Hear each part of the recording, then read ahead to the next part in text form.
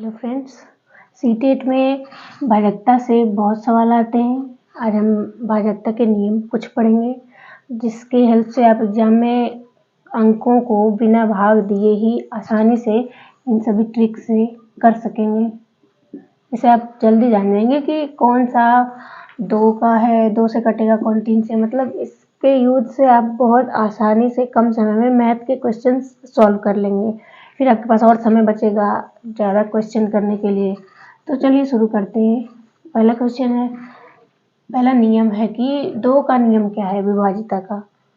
तो जिस भी संख्या के इकाई के अंक में 0, 2, 4, 6, 8 मतलब इवन नंबर्स आए तो ये होते हैं 2 का नियम। ये होता है विभाजिता का नियम।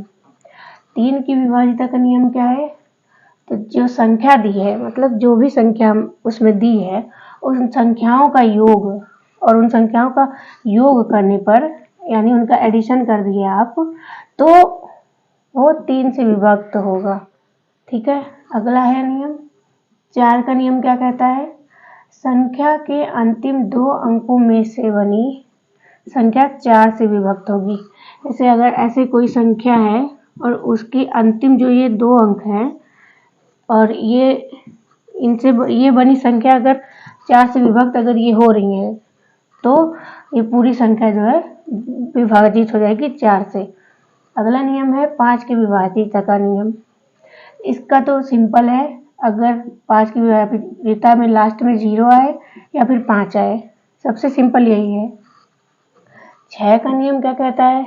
जो संख्या दी गई है वो संख्या 2 और 3 इन दोनों से विभक्त होगी, तो ये 6 से भी विभाजित हो जाएगी।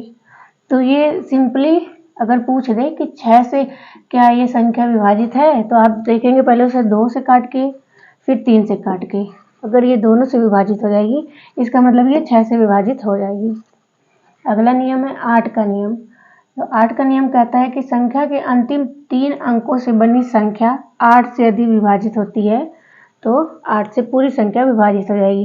संख्या आपकी कितनी भी बड़ी हो और लास्ट के अगर 3 अंक 8 से विभाजित होंगे, तो पूरी संख्या ये 3 से 8 से कट जाएगी। 9 का नियम क्या है?